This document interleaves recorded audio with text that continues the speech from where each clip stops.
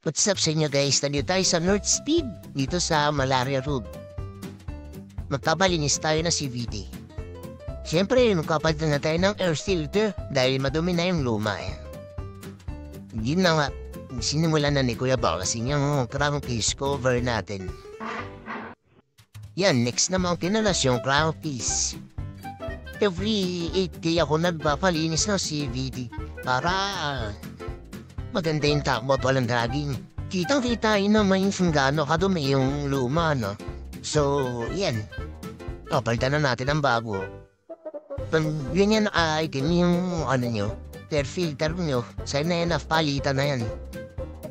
So, taong walang ginamit yung air filter na yan, kaya ganyan sa kadumi, yan pa lang yan mapapalitan. Kasi pag di niya tinalitan yan, mahihirapan humina yung makina niya. Sinimula na ni Kuya ninisan yung airbox para siguraduhin na wala ng alikabok na nafatigit para hindi na rin higupin ang bagong air filter natin. Yan na si Kuya, shoutout sa'yo, pininisan na niya yung natin, CVT. Yan, talagang sinasabon nila na maigi yan, tinatanggal yung mga alikabok na nagkukos ng dragging. As kasi mag-dragging yan nung di pa napapalinisan. Sinecheck din nila yung mga pyesa mo kung okay pa ba, may lamat yung belt, or yung bola, may mga kanto na, para mapalitan ka agad. Para iwas aberya na rin, siyempre. Yan ang dumi-dumi ng drive fish ko.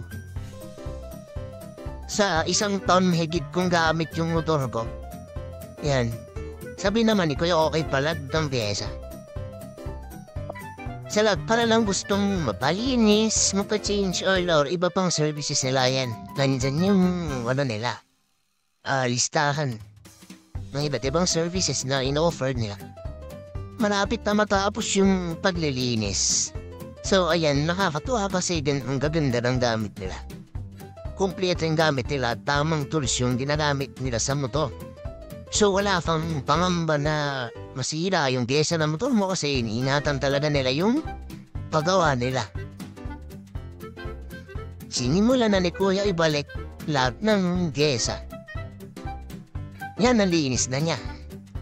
Nakaka-excite na siya patakbuhin kasi mawawala na uli yung dragging niya, yung panginginig sa motor. Alagaan natin yung mga motor natin para alagaan din tayo ng motor natin, di ba? Tsaka iwas na rin sa malalaking gastos. Mas maganda yung i-maintain mo na siya na nasa maayos na kalagayan kaysa masira na malaki yung babayaran mo. Pagtayin na nga ibababa na ni Kuya yung motor natin na si Boglet. Shoutout sa'yo, Kuya, at sa North Speed Dalawan. Dito lang yan sa Malaria Road. Maraming salamat po sa mga nanood. Alagaan niyo po yung mga motor natin. Yun lang po, salamat.